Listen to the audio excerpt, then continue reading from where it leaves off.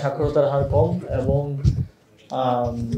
তুলনামূলক পশ্চাৎগামী। মূলত এই প্রজেক্টটা উত্তরবঙ্গকে কেন্দ্র করেই করা। যদিও আমরা বলেছিলাম যে আমরা সারা দেশে প্রত্যেকটি উপজেলায় এই লাইব্রেরি করতে চাই। আমাদের জুলাই গণঅভ্যুত্থানের একটা অন্যতম আমাদের ব্যানারের নাম ছিল বৈষম্য বিরোধী ছাত্র আন্দোলন। তো শিক্ষার ক্ষেত্রে এই বৈষম্যের অবসান ঘটানোর একটা ছোট্ট উদ্যোগ। এটা হয়তো অনেক বেশি কিছু করবে না, তারপরেও উপজেলাগুলোতে জ্ঞান চর্চার একটা জায়গা তৈরি করে দেওয়ার চেষ্টা হিসেবে যথাযথ পরিকল্পনা, নিরলস পরিশ্রম এবং সহযোগিতার মাধ্যমে দেশের 11টি উপজেলায় 11টি জেলার 44টি উপজেলায় নবনির্মিত আধুনিক ও বহুমুখী লাইব্রেরি আজ আনুষ্ঠানিকভাবে উদ্বোধনের মাধ্যমে জনসাধারণের জন্য উন্মুক্ত হচ্ছে।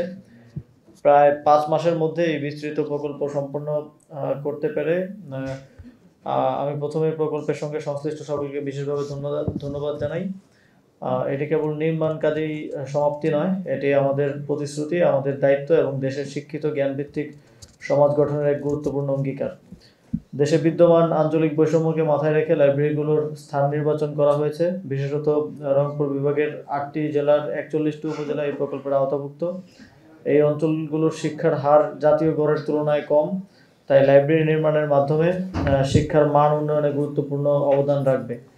বর্তমান অন্তর্বর্তীকালীন সরকার সর্বদা চেষ্টা করছে উত্তরবঙ্গের উন্নয়ন বৈষম্য কমাতে। দেশের গড় দারিদ্র হার যেখানে 19.2%, সেখানে রংপুর বিভাগের দারিদ্র হার 25%। কিছু উপজেলার সাক্ষরতার হার 50%-এরও কম। এই প্রেক্ষাপটে লাইব্রেরি নির্মাণ অত্যন্ত গুরুত্ব বহন করে। লাইব্রেরিগুলো কেবল বই রাখার স্থান নয়, আমরা প্রত্যাশা করি এগুলো জ্ঞান চর্চা, গবেষণা এবং সৃজনশীল চিন্তার কেন্দ্র হিসেবে কাজ করবে।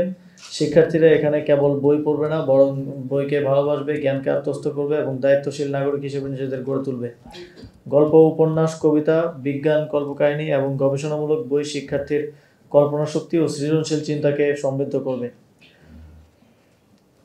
নবনির্মিত লাইব্রেরিগুলোতে ডিজিটাল লাইব্রেরি, ই-বুক এবং অনলাইন রিসোর্সের মাধ্যমে শিক্ষার্থীরা আধুনিক প্রযুক্তিভিত্তিক শিক্ষায় অভ্যস্ত হবে এবং এতে তারা শিক্ষামূলক কাজে প্রযুক্তি ব্যবহার করতে পারবে এবং ডিজিটাল বিভ্রান্তি থেকে দূরে থাকবে।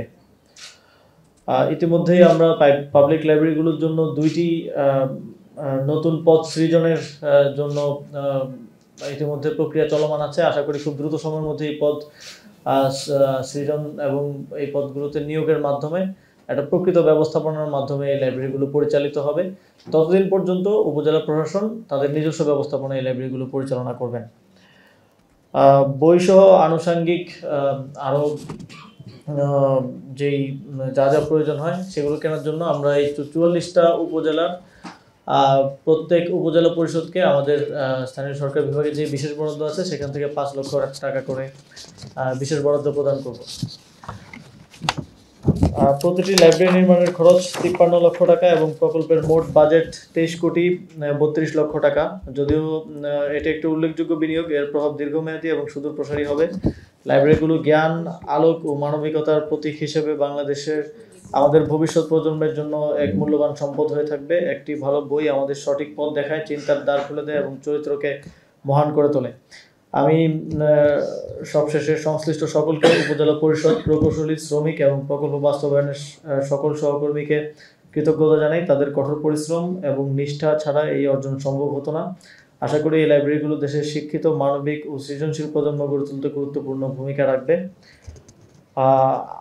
এবং আজকে যেহেতু খুব দ্রুত সময়ের মধ্যে আমাদের এই 44টি লাইব্রেরি আমরা অবকাঠামোগত কাজটা শেষ করতে পেরেছি, আজকে আমি আমাদের বাকি সকল উপজেলায় এই একই ধরনের লাইব্রেরি স্থাপনের উদ্যোগের ঘোষণা করছি। আশা করি আগামী 1 বছরের মধ্যে এই লাইব্রেরিগুলো বাস্তবায়িত হবে। এই পর্যায়ে আমি এই নবনির্মিত 44টি বহুমুখী লাইব্রেরির আনুষ্ঠানিক উদ্বোধন ঘোষণা করছি।